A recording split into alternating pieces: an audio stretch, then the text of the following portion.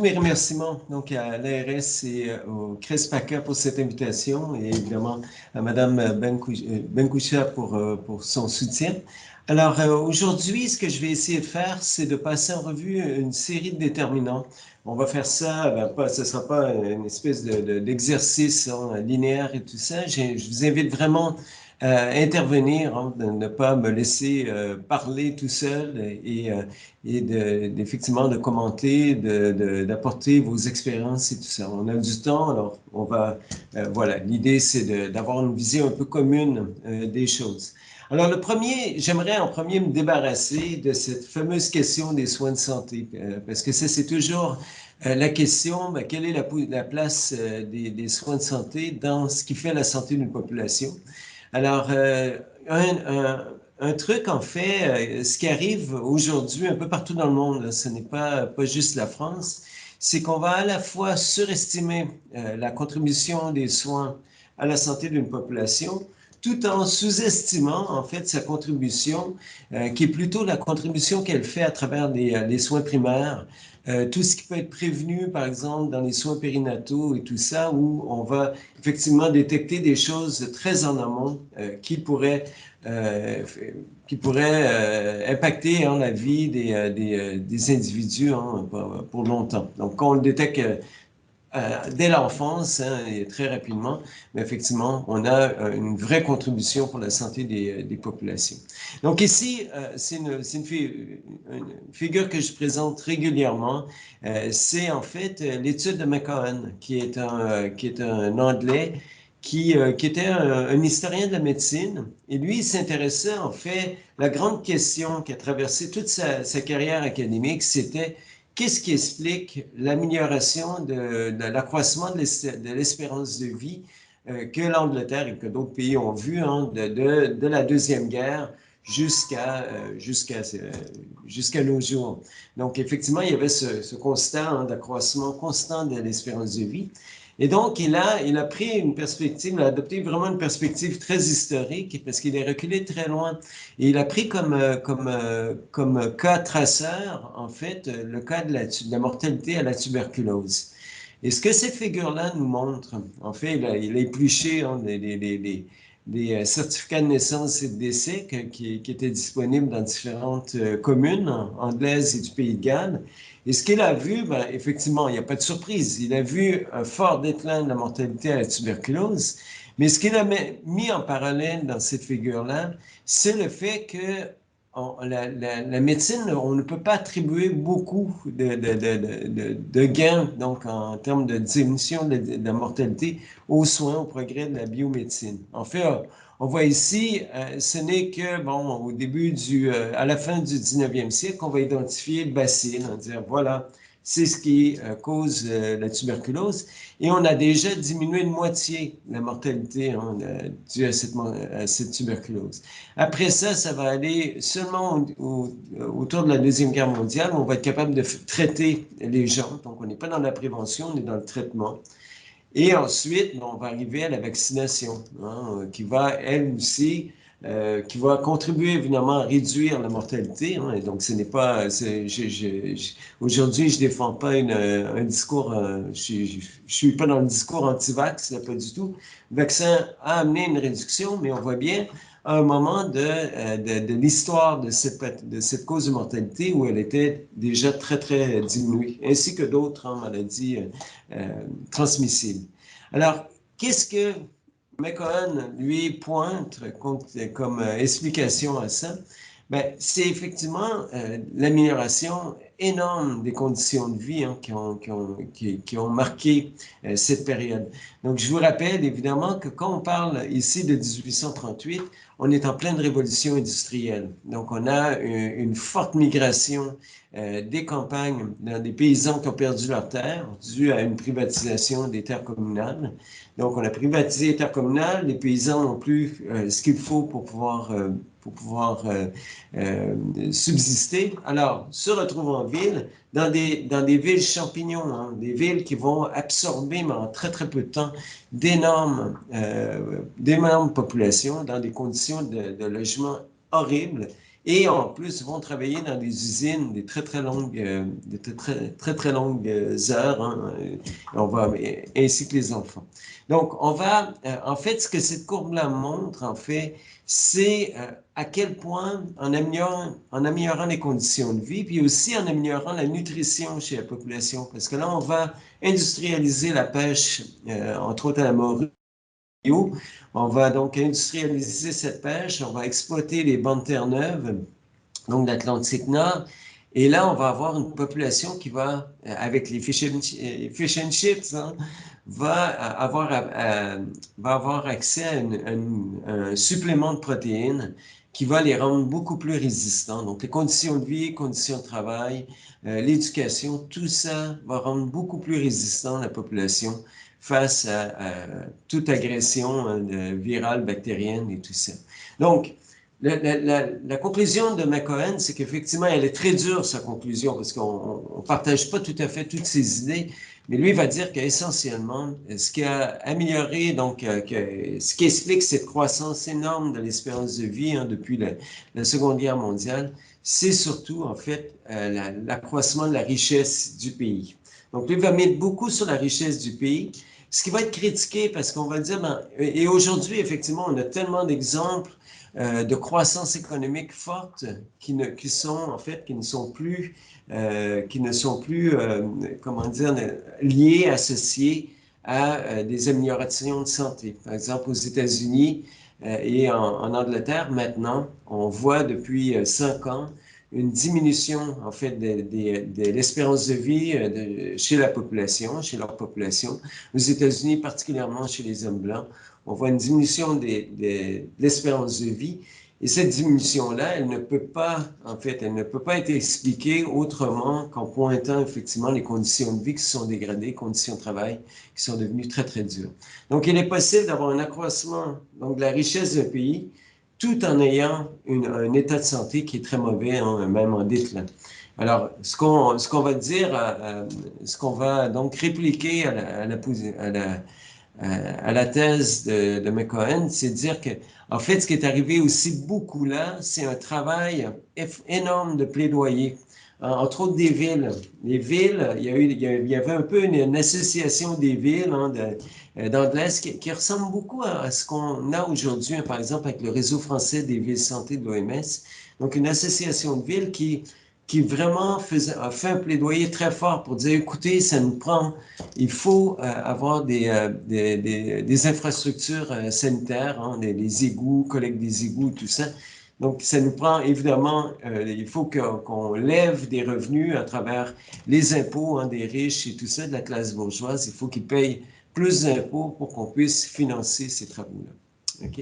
Donc, c'est un peu l'idée, donc la démonstration entre le progrès de la biomédecine ici n'a pas eu un impact important. Il est arrivé tard. Il va impacter, évidemment, mais on voit bien que en amont de tout ça, bien, si on n'a pas les conditions de vie, les progrès de la biomédecine ne font pas un effet important.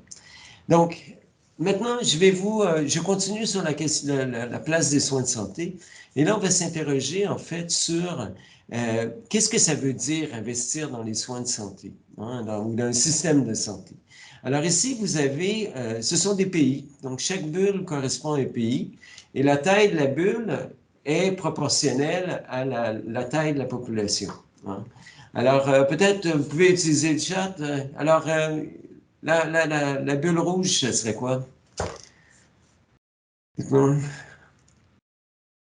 Hein, vous pouvez le dire à voix haute, évidemment. Hein, chat ou voix haute. Alors, la bulle rouge, si on est en taille de population, ce serait quoi? Allez, allez. La Chine, oui. Bravo, Madame Besson. Donc, la Chine, donc plusieurs. Et la bleue, la grosse bleue? L'Inde, ben oui, absolument.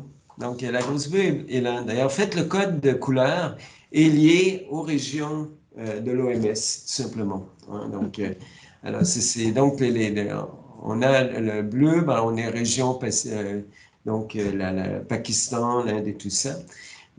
Cette couleur-là, bleu plus foncé, ce sont les pays africains. Donc, pays asiatiques, évidemment, avec rouge avec la Chine. Les pays verts sont pays verts, plutôt cette couleur-là. Donc, celui-là, ce serait lequel? Celui complètement à droite. Le pays complètement à droite de la distribution, ce serait quel pays, ça? Donc, où il y a une dépense extrêmement forte de santé. Donc, et là, on a inclus privé et public, évidemment. Hein, donc, c'est les deux. Donc, c'est toute dépense qu'on peut associer à la santé. Donc, alors, quelle serait la grosse bille bleue? Pas bleue, pardon, la grosse bille, elle est plutôt verdâtre, là, jaune, jaunasse. Oui, c'est en Amérique du Nord, effectivement. Donc, alors, ce pays, si vous voyez mon curseur qui est à l'extrême droite, c'est en Amérique du Nord, mais c'est lequel qui dépense autant? Allez, vous pouvez le dire en... Vous voyez la taille de la bulle, vous voyez son niveau de dépense. Ce n'est pas le Canada. Le Canada est un grand pays géographiquement, mais petit en taille de population. Bon, enfin, USA. Oui, bravo. Bravo, Julia. Donc, j'ai pas de cadeau, mais vous en méritez un. Voilà. Alors, voilà. Donc, qu'est-ce qu'on voit là-dedans? On voit une dépense, donc elle est en dollars international. Ça veut dire quoi? Ça veut simplement dire on a un dollar un dollar, je ne sais pas, en Afrique du Sud, un dollar international en Afrique du Sud achète la même chose qu'un dollar international aux États-Unis. Donc, ça permet effectivement de tenir compte du pouvoir d'achat. Avec l'espérance de vie. Donc, on voit quoi? On voit effectivement la distribution des pays. On voit qu'on a une espèce d'arc de cercle. Hein. On voit un peu un arc de cercle où, donc, plus il y a une dépense importante, plus, ben, visiblement, il y a une espérance de vie qui est importante. Donc, c'est un peu, hein, on voit un peu aussi ce que dit McCone. En fait, la dépense totale de santé, elle est liée aussi à la capacité, donc, comment dire, à la richesse du pays. Donc, McCone, là-dedans, il serait d'accord, hein, de voir ça. On voit qu'il y a des exceptions. On voit qu'il y a des bulles qui sont pas tout à fait là. Mais là, donc, on va, comme la dépense de santé, bien, elle est liée à la richesse du pays, c'est clair que ben, les pays africains, leur espérance de vie, elle est plus faible. Hein. Et, donc, mais est-ce que c'est vraiment le soin qui fait ça? Est-ce que c'est vraiment la dépense de soins? Mais là, on va regarder des pays un petit peu plus comparables. Et là, pour ça, ben, voilà, je vous en pointe quelques-uns, hein, Et là, ben, vous avez trois informations. En bas, ce n'est plus la dépense, c'est la densité médicale. C'est le nombre de médecins par 1000 habitants. Donc, vous avez la densité médicale et vous avez la dépense de santé en dollars international par habitant. Alors, là, je veux que quelqu'un prenne le micro. Ne vous gênez pas. Qu'est-ce que vous frappe dans cette figure, en fait, oui, dans cette figure? Est-ce qu'il y a quelqu'un qui veut prendre la parole? Pour certains pays, on va dire, une espérance de vie qui est à peu près la même, avec un gros delta en termes de médecins par habitant, si je puis dire, et en dépenses, en fait. Avec Absolument. moindre. Par exemple, on compare même le Japon et la France, 81 ans et 79 ans d'espérance de vie. Il y a plus de médecins comparativement en France et une plus grosse dépense de santé pour finalement, in fine, une espérance de vie moindre. Oui, absolument. Donc là, c'est un peu compliqué, hein, c'est un peu difficile de défendre une association entre la dépense de santé et l'espérance de vie. Là, on voit ici que ça cloche, on n'y arrive pas. Je vous pointe le Japon, hein, c'est le Japon qui est vraiment qui est le champion du monde pour l'espérance de vie.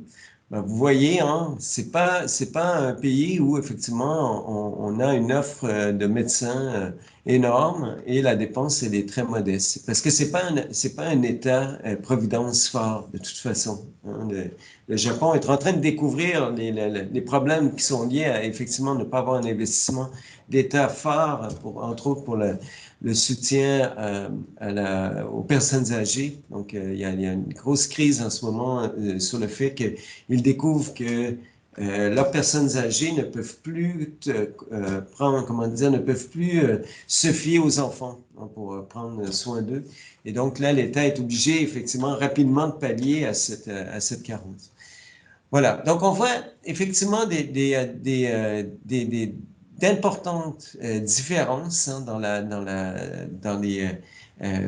la dépense avec une correspondance en termes d'espérance de vie qui n'est pas du tout à la hauteur de ce qu'on aurait pu voir.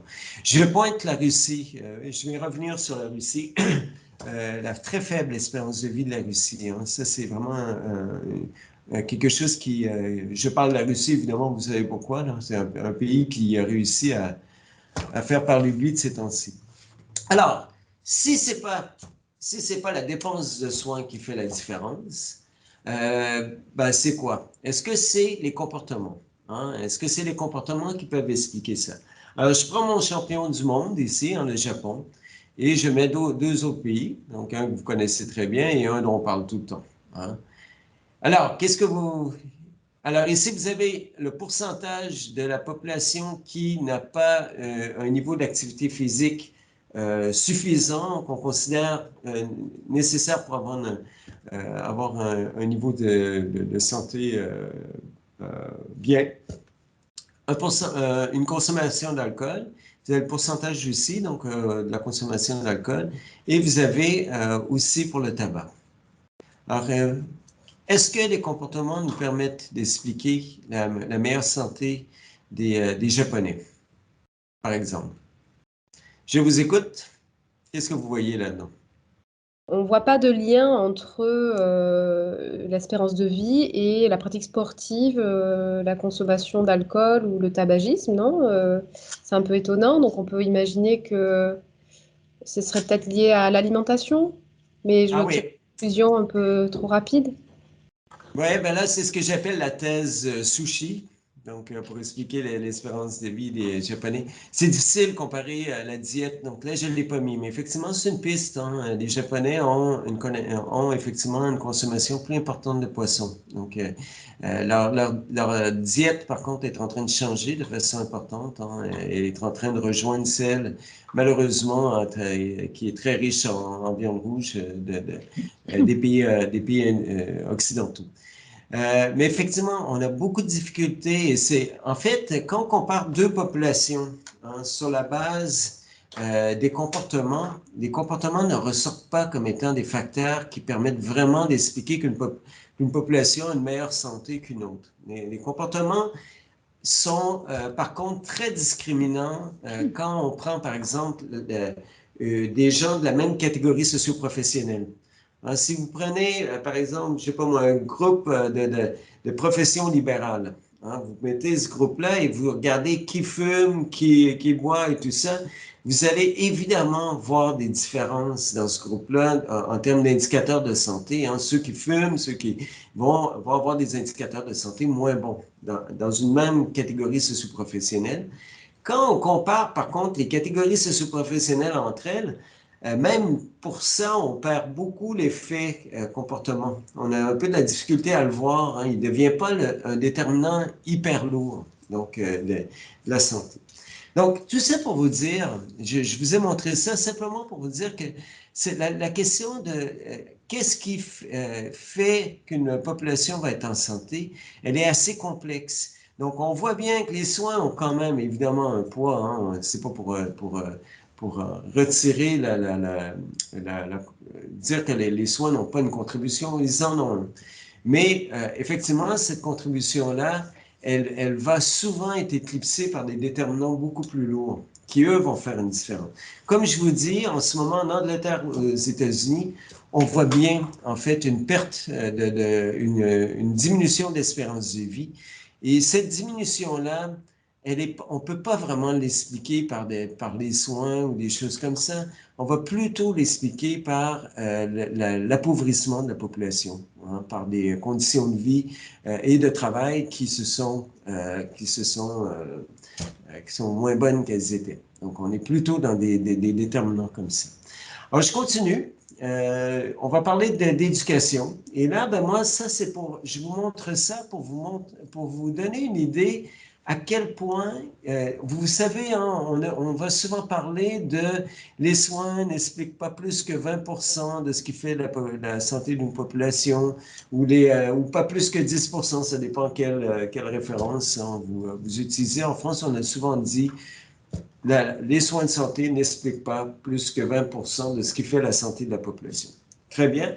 Sauf que quand on dit ça, ce qui est un bon argument hein, pour le plaidoyer pour la prévention, promotion de la santé, c'est un super plaidoyer de dire ça. Donc, c'est de dire, ben, mettez pas tous vos œufs dans le même panier, il faut investir aussi ailleurs. Sauf qu'on ne peut pas vraiment dire ça. Ça ne correspond pas vraiment à la réalité, c'est de dire qu'on peut découper et attribuer un poids mesurable aux soins de santé, hein, dans ce qui fait la santé d'une population, parce que les déterminants sont hyper interreliés. Ils sont tous imbriqués les uns dans les autres et c'est très difficile de les séparer, hein, de retirer un déterminant des autres.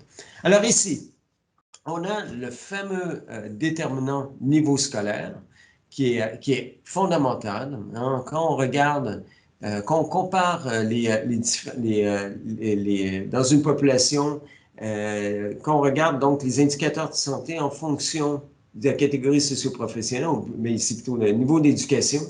Donc, le niveau d'éducation, on voit très bien que ne pas avoir un bac, par exemple, aujourd'hui, ben ça met les gens dans un groupe. Donc, si vous prenez 100 personnes qui n'ont pas de bac et vous les comparez à 100 qui ont un bac, qui ont eu leur bac, ben, vous allez avoir des centenaires dans les deux populations. Hein? Si vous les suivez sur les années, vous allez avoir des centenaires dans les deux populations, mais vous allez en avoir beaucoup moins dans le groupe où les gens n'ont pas de bac. Donc, on le sait, l'éducation a un fort impact sur les indicateurs de santé. Et là, ici, ce que les auteurs, hein, Bravement et ses collègues disent, ben, ils nous montrent en fait trois routes hein, qui relient en fait le niveau scolaire à la santé. Hein. Et là, vous pouvez voir, évidemment, le niveau scolaire, ben, c'est une capacité d'apprentissage, d'écriture, de lecture, donc d'accès à l'information, compréhension de l'information. Mais c'est aussi le travail que le diplôme va nous donner. Et c'est d'autant plus vrai en France. La France, c'est un pays où le diplôme est extrêmement déterminant hein, comparé à plein d'autres pays. Moi, je reçois je reçois des CV hein, de gens qui appliquent sur des postes dans mon équipe. Et des fois, j'ai des gens qui sont dans la bonne trentaine, la vieille trentaine, et qui parlent toujours de leur bac. Hein. Donc, on voit bien que les diplômes ont une valeur symbolique extrêmement importante. Et cette valeur symbolique, on la trouve dans la troisième route, hein, donc, où on parle effectivement du statut social, du sentiment de contrôle et tout ça. Alors, vous voyez donc les différentes routes. Vous voyez en santé publique, en action en santé, elle se situe où? Elle se situe souvent elle se situe souvent dans l'éducation de la santé. On va essayer des actions pour améliorer la nutrition, l'exercice et tout ça. On va travailler un peu sur évidemment, on va travailler sur l'accès aux soins et tout ça. On va travailler sur le logement. Souvent, on va y travailler en termes de moisissure, hein, d'humidité, tout ça, essayer d'améliorer la qualité de l'air des logements, tout ça. Mais voilà. Mais quand on regarde en fait comment dire, quand on regarde, si par exemple on extirpait de ça le logement, comme on va le faire plus tard, si on extirpe les logements, le logement de ça, et qu'on on regarde sa relation avec la santé, mais qu'est-ce qu'on va retrouver entre le logement et la santé? Ben, on va retrouver l'éducation aussi. Hein? Donc là, on a l'éducation au niveau de diplôme, au niveau scolaire, lié à la santé, on voit le logement là, mais on peut très bien regarder le lien entre le logement et la santé et voir qu'entre ça, ben, il y a aussi l'éducation. Parce un logement surpeuplé, qu'est-ce que ça fait? Ça fait qu'on va avoir, par exemple, des enfants qui vont avoir des difficultés là, pour les devoirs, ça va être compliqué. Hein? Donc, on va avoir un peu des difficultés à se concentrer et tout ça. Donc, ça peut avoir un impact. Hein, mauvaises conditions de logement vont avoir un impact le succès scolaire. Donc, on sait que la littératie, hein, qui est maintenant quelque chose de dont on parle beaucoup, mais la littératie, c'est un peu le lien avec notre premier passage, hein, notre premier chemin.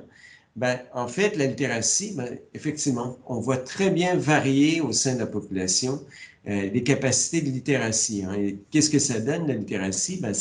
Ça fait de nous des gens qu'on a un bon niveau, on a plus de facilité à accéder à l'information, on a plus de facilité à la comprendre, à l'évaluer et à appliquer ce que cette information va nous dire.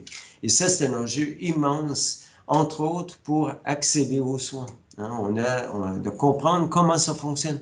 Et en fait, c'est un enjeu pour tout le monde, parce que beaucoup de gens, même des gens bien éduqués, quand ils rentrent dans le système de soins, ils ne comprennent pas grand-chose. Hein, ça peut être très compliqué de s'y retrouver. Voilà, donc je parle justement des conditions de logement. Et là, voilà ce qu'on va... On a, pour les conditions de logement dans la littérature, on retrouve souvent cette idée de trois liens hein, qui relient donc le logement à la santé physique et mentale. Et là, on voit ici que ces trois chemins, c'est le logement en tant que tel, hein, c'est comment il est, donc les caractéristiques du logement, mais aussi les caractéristiques du voisinage. Hein. On peut avoir un logement qui est dans un quartier qui est insécure, ce qui peut être un enjeu extrêmement important pour, par exemple, les femmes, les jeunes, hein, qui peuvent avoir, effectivement, être coupés de certains services ou de loisirs et tout ça. La question de l'abordabilité, c'est pas le plus beau terme. Hein. Je l'ai traduit de l'anglais, mais j'en trouve pas d'autre. L'abordabilité, c'est vraiment qu'est-ce qui reste après avoir payé son logement. Hein. Donc, soit le loyer ou soit, évidemment, le remboursement de l'emprunt. Mais qu'est-ce que ça fait? Ça a un impact extrêmement important sur cet argent qui reste. Il va déterminer la qualité de notre alimentation, l'accès qu'on va avoir aux loisirs, au sport et tout ça. Et donc, ça va avoir un impact. Et là, on voit beaucoup ce phénomène hein, qui est très bien documenté, entre autres aux États-Unis, mais qui l'est aussi ici, de ces gens qui on met énormément sur le logement, vont mettre même beaucoup sur la voiture, parce que la voiture étant un symbole important de statut, et qui vont finalement, malgré une maison qui a l'air bien, une voiture qui a l'air très bien, vont avoir recours aux banques alimentaires, par exemple. Ils vont être obligés de couper sur ces trucs-là pour préserver une espèce d'identité, hein, préserver en fait leur statut social, hein, en tout cas, ce qu'ils affichent comme statut social. Donc, là-dessus. Alors voilà. Et l'autre, c'est la stabilité résidentielle qui est extrêmement importante. Parce que le fait par exemple, d'avoir un statut d'occupant qui est propriétaire, ça permet effectivement d'avoir une stabilité résidentielle extrêmement bonne qui va permettre de développer tout un réseau de soutien, un réseau d'entraide, va permettre effectivement de s'intégrer donc au quartier et tout ça. Alors tout ça, évidemment, est lié à la santé physique et mentale. Alors ici, on voit le taux de surpeuplement, c'est aussi un problème français. C'est un vrai problème français et les inégalités sont fortes. Hein, donc ici, ce que vous voyez, c'est l'évolution dans le temps. Hein. Vous avez 4 années hein, qui sont autant de colonnes avec différents codes de couleurs et vous l'avez en fonction de la catégorie socio-professionnelle, hein, si on veut, en tout cas niveau de revenu, oui, c'est plutôt au niveau de revenu, excusez-moi. Donc, le niveau de revenu, on voit très bien que la question du surpeuplement de l'appartement, ce qui veut dire on n'a pas une chambre par personne, hein, une chambre à coucher par personne. Alors, on en compte évidemment une pour un couple, puis après ça, ben, pour les enfants, on devrait en avoir. Et là, on voit très bien que les immenses inégalités qu'on a liées à ce problème de surpeuplement. Donc ici, les ménages plus aisés, ben, je ne suis même pas sûr que le surpeuplement est un problème en soi. Hein. On peut être dans des ménages très aisés qui ont décidé d'aller dans des quartiers où effectivement, on ne pouvait pas la payer, cette dernière chambre-là, mais avec toute une série de ressources qui vont pallier justement au fait qu'on n'a pas nécessairement une chambre pour tous. Mais pour les ménages à bas revenus, qu'est-ce que ça implique? Ça implique évidemment donc les espaces pour relaxer. On parlait de la crise de la COVID, hein, les confinements, c'est là que ça a frappé. Ça a frappé très fort le confinement et la pandémie a un impact beaucoup plus grand, on le sait, hein, la mortalité est beaucoup plus forte chez les bas revenus, mais elle est plus forte parce qu'effectivement, on n'a pas la même capacité de se protéger de la transmission. Et ben, les violences et tout ça, dans un appartement surpeuplé, les violences sont il y a beaucoup plus de risques, effectivement, que la difficulté donc, liée au ménage à bas revenu ben, se traduise en violence et tout ça. Donc, il y a juste l'enjeu de comment on va être capable par exemple, d'archiver ces dossiers. Hein, juste quand on est dans un système où on nous demande constamment d'avoir les papiers pour prouver hein, différentes choses, bien, ces papiers-là, il faut avoir une capacité de les archiver. Hein. Dans un logement surpeuplé, petit, et tout ça, on les met où, les papiers? Hein? Et ça, c'est aussi en gros un problème hein, qui peut sembler anodin, mais qui est réel. Alors voilà, mais il y a une note d'espoir. Ce qu'on voit, en fait, il y a cette étude qui est fort intéressante. C'est une étude, en fait, où on a regardé ce qui arrive à une population qui habite beaucoup donc habite essentiellement dans du logement social. Donc là, on était en Angleterre. Donc, on a toute une population qui est dans du logement social. Les autorités, donc, décident qu'il est temps de faire un gros programme de rénovation hein, de ces logements-là. On les met aux normes hein, électriques, pour le système d'eau et tout. On va faire des grosses rénovations. Et qu'est-ce qu'on a fait? C'est qu'on a regardé un an avant quel était le recours aux services d'urgence, donc de l'hôpital donc de proximité. On a regardé un an avant, on a regardé pendant et on a regardé après. Et qu'est-ce qu'on a vu? Bon, on a vu qu'en fonction des travaux, on pouvait avoir jusqu'à 40% de diminution du recours aux urgences liés à ces travaux de rénovation. Donc, c'est dire hein, à quel point nous sommes extrêmement sensibles, effectivement, à notre environnement et donc aux conditions de logement. Alors, voilà. Je ne sais pas, est-ce qu'il y en a qui voudraient peut-être dire quelque chose là-dessus? Il y en a qui connaissent très, très bien ces questions-là. Je ne sais pas si vous voulez... moi, j'aimerais bien avoir un commentaire ou une réflexion, une critique, comme vous voulez. Allez-y. Je vous écoute. Moi, ça m'évoque tout ce qui est en lien avec les études d'impact en santé, en fait.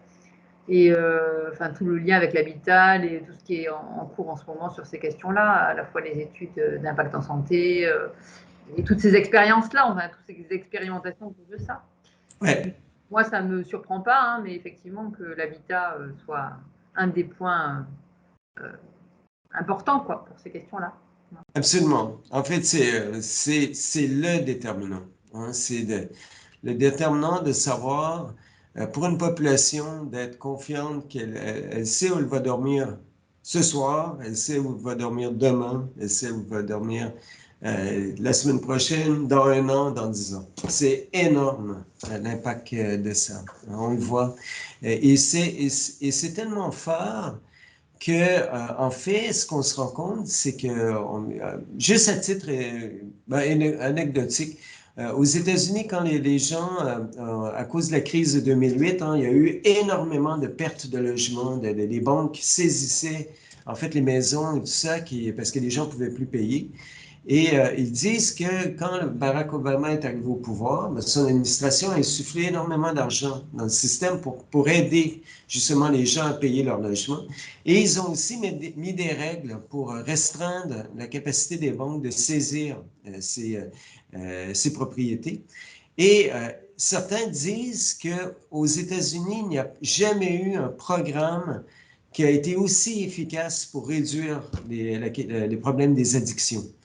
Les gens, en stabilisant leur logement, ils ont pu diminuer leurs addictions. Donc, on n'avait jamais, on aurait pu faire plein de programmes hein, pour réduire les addictions, mais il n'y en a aucun qui a été aussi efficace que tout simplement faire en sorte que les gens, pour sécuriser leur logement. Et on le voit, pardon? D'ailleurs, en santé mentale, aujourd'hui, il y a des programmes tels que le logement d'abord, d'ailleurs, hein, Oui. là, justement, qui s'appuie sur ces questions-là, hein, sur cette analyse-là, en tout cas, de dire, dans un premier temps, on donne un logement, puis après, on voit comment on organise les choses autour, mais au moins, on stabilise les choses et on donne cette sécurité, en fait, qui est première, sans lesquelles les personnes ne peuvent pas réfléchir à autre chose et s'impliquer dans autre chose. Quoi. Absolument, voilà. Oui, parce qu'on ne peut pas demander aux gens d'arrêter de boire, arrêter de fumer, faire de l'activité physique quand leur esprit est monopolisé par ces questions-là. Et on le voit, j'ai eu je ne sais pas s'il y a des études, peut-être qu'il y en a, mais j'ai eu des témoignages qui sont, bon, des témoignages, hein, c'est anecdotique, mais entre autres, quelqu'un qui gérait des appartements supervisés, donc, sans condition hein, d'entrée. La seule condition, c'était que les gens ne pouvaient pas boire ou consommer des drogues dans les lieux eux-mêmes, mais a vu en fait des groupes de résidents décider d'eux-mêmes de dire, ben, moi, je vais arrêter de boire, et d'autres, deux, trois qui se mettent ensemble et disent, moi, je vais arrêter de boire, j'en peux plus. Et là, peuvent le faire, parce qu'effectivement, là, ils sont capables de mettre de l'énergie là-dedans. Leur énergie n'est pas monopolisée à des questions de logement. Voilà. Est-ce qu'il y en a d'autres qui veulent commenter là-dessus? C'est une réflexion, c'est-à-dire que dans le contexte de crise actuelle qu'on traverse, et la crise de la Covid l'a particulièrement accentuée, on observe une amplification de la spéculation immobilière hein, qui prend le pas de la spéculation boursière. Et c'est vrai que c'est inquiétant parce qu'on a l'impression, surtout dans une économie très libérale, que le logement n'est pas considéré comme un besoin, on va dire, primaire. Alors bon, on peut imaginer que ce serait le cas pour l'accès à l'eau, et je crois qu'il y a des théories qui vont dans ce sens-là, mais voilà, c'est quel, en fait, levier politique fort on pourra avoir pour qu'il y ait une vraie prise de conscience sur ce déterminant majeur de la santé, même si on observe des initiatives municipales avec les encadrements de loyer, etc. Mais on voit vraiment que là, il y a quand même quelque chose qui se passe qui peut paraître inquiétant pour la suite.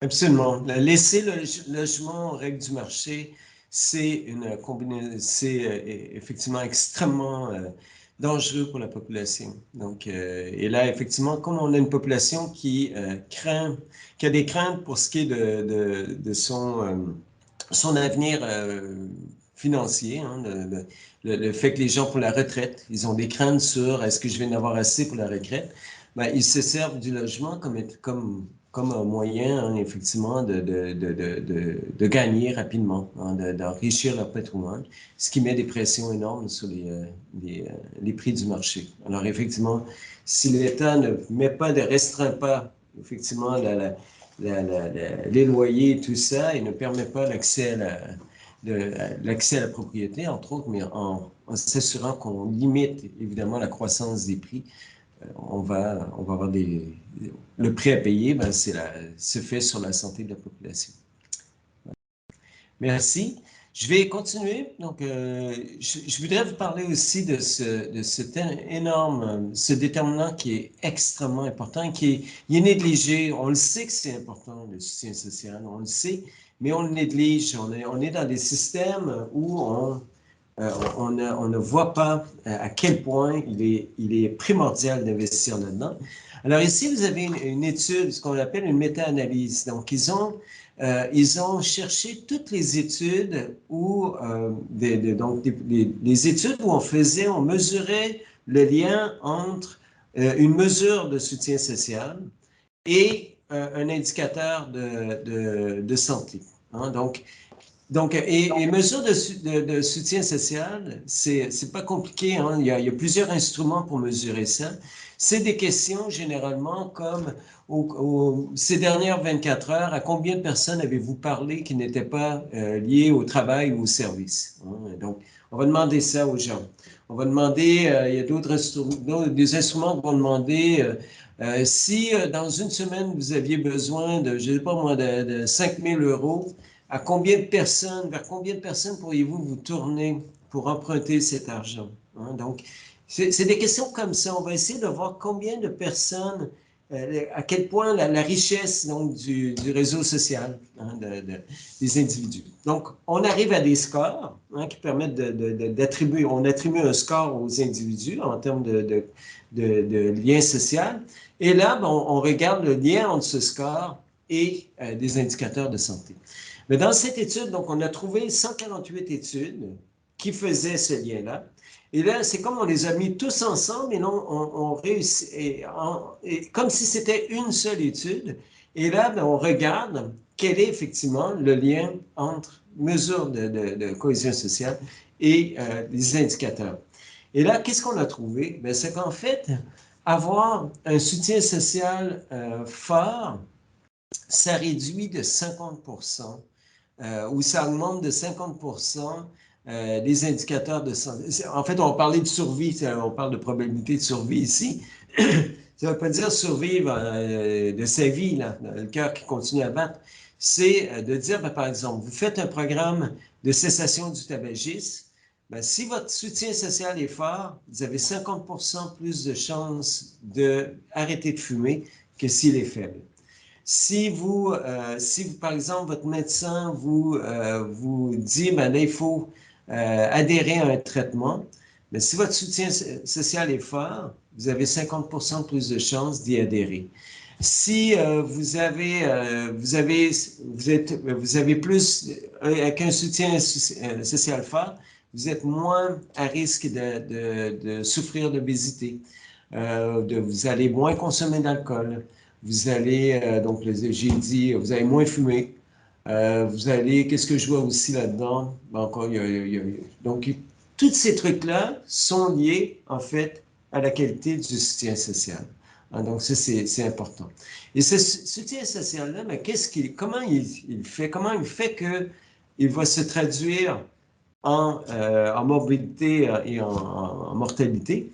Ben, on dit quoi? Ben, il passe, comme on vient de le voir un peu, il passe par des comportements. Hein, le fait d'être entouré, ben, ça nous aide en fait à adopter toute une série de comportements. On va l'apprendre la marche, alors qu'on ne l'aurait pas pris si on était tout seul. On va le faire le sport. On va le préparer, ce repas-là, hein, qui va être plus nutritif que si on recourt à des aliments ultra transformés qu'on est seul. On va effectivement suivre davantage, genre, si le médecin nous dit, mais là, il faudrait faire plus d'exercice, mais la famille va s'y mettre pour nous aider à faire plus d'exercice, par exemple, ou à prendre nos médicaments, et ainsi de suite. Donc, tout ça, évidemment, donc, passe par les processus physiologiques, ce qui va effectivement se traduire par une plus ou moins forte morbidité et mortalité. Okay? Et ça, c'est extrêmement important.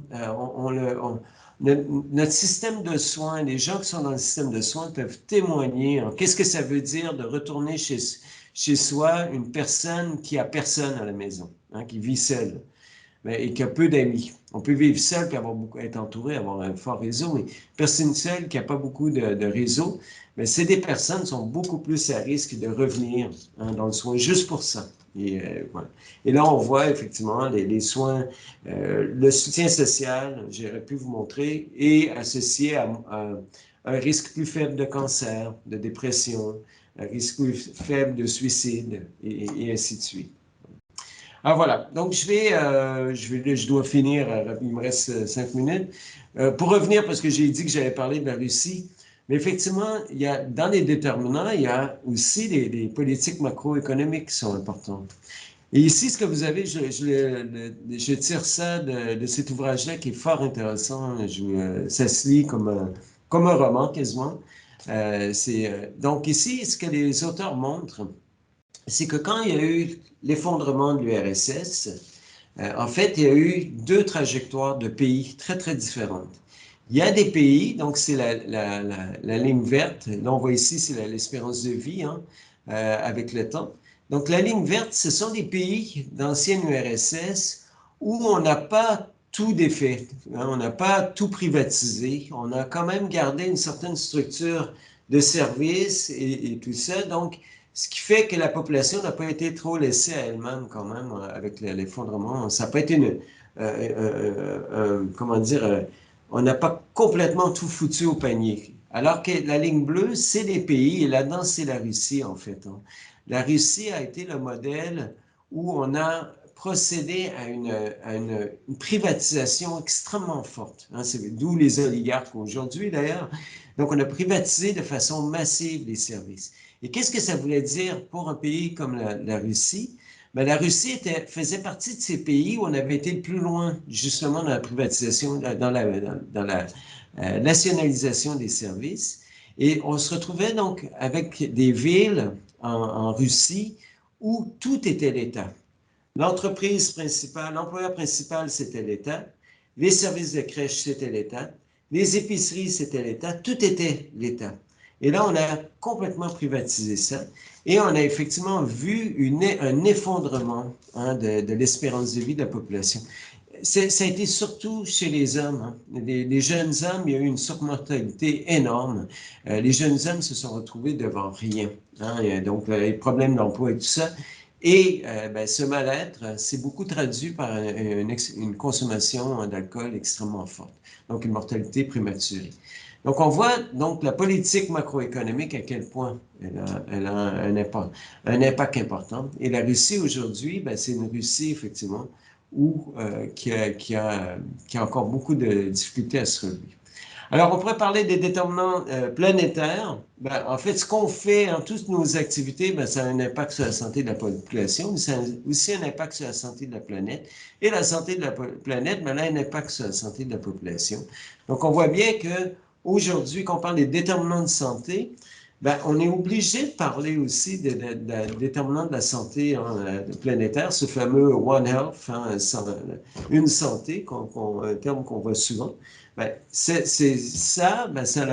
santé planétaire, pour l'améliorer, comme le dit ici Capone, dans le fond, il y a des décisions à prendre sur la façon qu'on se nourrit, sur la façon qu'on se transporte, qu'on se loge, et ainsi de suite.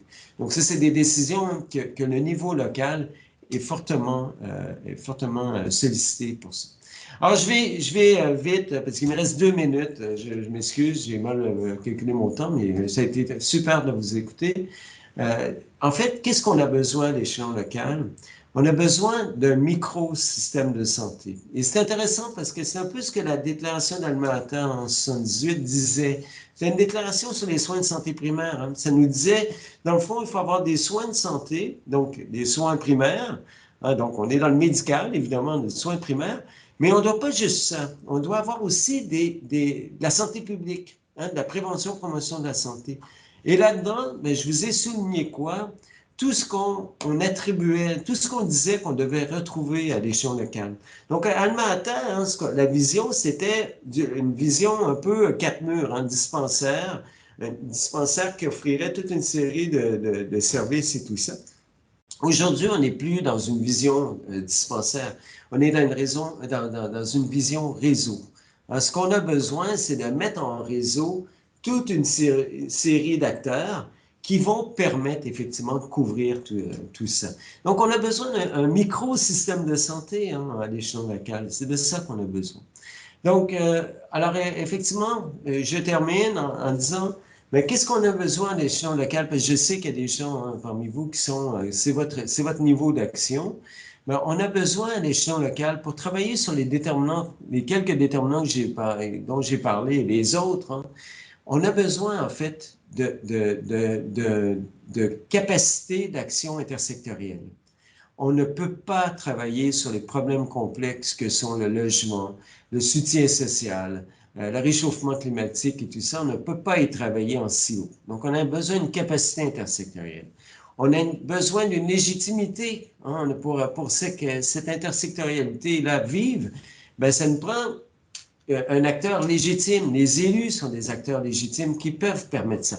Quand j'ai écrit ça, je pensais beaucoup aux contrats locaux de santé, évidemment. On a besoin d'une capacité d'adaptation aux changements rapides qui peuvent arriver, d'être capable de dire, ben, si on voit quelque chose comme la crise qu'on a eue de COVID, ben, c'est arrivé vite. Ben, il faut être capable de s'adapter rapidement à l'évolution de la situation. On a besoin de la population. La population est extrêmement importante. Encore une fois, on a, de la façon qu'on a traité la crise de la COVID, qu'est-ce qu'on a fait? On a été très, très descendant. Et on a dit aux gens, ben là, maintenant, aujourd'hui, il faut faire ci, il faut faire ça. Mais on n'a pas mobilisé la population pour leur dire, ben, comment peut-on, par exemple, tout en maintenant, en réduisant le plus possible la transmission du virus, comment pouvons-nous garder les liens? Mais la population, elle avait plein de solutions qu'elle aurait pu nous amener, mais on ne l'a pas inclus, on l'a complètement repoussé. On a dit, voici, arrêté préfectoral, maintenant, il y a couvre-feu. Bon, très bien, les gens disent, un couvre-feu, très bien. Ben, ils se sont vus quand même, ils se sont vus à l'intérieur dans des conditions qui rendait encore plus à risque, en fait, la propagation la transmission du virus. Alors, la sensibilité aux besoins et réalités locales est importante. Et donc, quand on parle, et là, je termine là-dessus, c'est important vraiment de se questionner sur les différents dispositifs qui sont aujourd'hui mis en place à l'échelon local.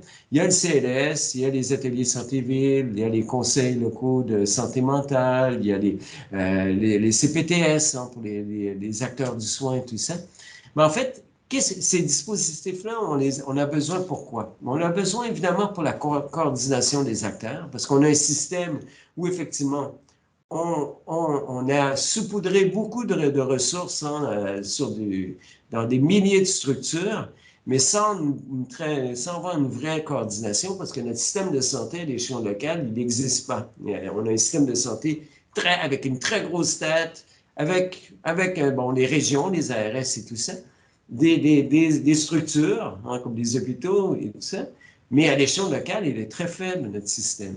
Donc, on a besoin de cette coordination, renforcer, faire que les actions ils vont être beaucoup plus efficaces, mais on a aussi besoin d'une capacité de réponse aux problèmes complexes. Et là, on a besoin d'intersectorialité. Ce qui fait que quand on pense intersectorialité, ça veut dire qu'on a besoin de dispositifs hétérogènes. Il ne faut pas que ce soit des acteurs qui ont le même profil. Donc, qu'est-ce qu'on a, par exemple, avec les CPTS, qui est une excellente idée, évidemment, coordonner les acteurs du soin, c'est super important. Et ça va, effectivement, améliorer l'efficience et l'accès aux soins. Ça, c'est clair. Mais quand vous mettez juste des médecins pour travailler sur des problèmes complexes, les médecins, ils peuvent pas ils vont trouver les solutions qui sont liées à leurs propres ressources, qu'ils vont pouvoir mobiliser, mais ils ne pourront pas aller plus loin que ça. D'où l'importance d'avoir, effectivement, des dispositifs comme, par exemple, les contrats locaux de santé, où là, il y a une hétérogénéité d'acteurs. Et là, on s'approche vraiment d'une capacité de travailler sur des problèmes complexes.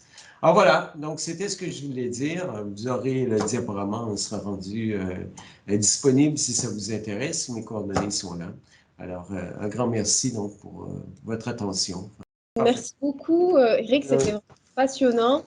Donc voilà, hein, on est tout à fait raccord avec les enjeux d'aujourd'hui. On est nous-mêmes attentifs au niveau de la région à l'articulation entre ces nouvelles CPTS et les autres démarches existantes, dont les contrats locaux de santé, car on est tout à fait conscient des enjeux que vous venez de soulever. On vous propose donc d'illustrer lors du prochain webinaire sectoriel. Hein, c'est un exemple qui est assez parlant et structuré et structurant, qui est la démarche d'urbanisme favorable à la santé et qui montre réellement la plus-value de travailler en concertation entre donc, deux politiques publiques, celle de l'urbanisme et celle de la santé. Donc voilà, ensuite, comment du coup pouvoir étendre ce type de démarche à d'autres déterminants de santé, ça reste un enjeu, mais cet exemple-là est déjà très intéressant. Donc on vous donne rendez-vous le 28 avril pour vous présenter cet exemple-là. Nous vous enverrons une évaluation de ce webinaire en sollicitant également vos conseils éventuels pour arriver à se rapprocher, à mieux toucher les élus, parce que c'est l'enjeu aussi hein, auquel nous sommes à peu près tous confrontés. On a des réponses. Maintenant, c'est vrai qu'il y a tout un travail de sensibilisation des acteurs des collectivités, et y compris des décideurs des collectivités, on pense aux directeurs généraux des services, pour les accompagner dans cette démarche de stratégie intersectorielle de la santé sur les territoires. Merci infiniment, Eric, à bientôt, et très bonne journée à tous. Au revoir. Très bien, au plaisir, au revoir.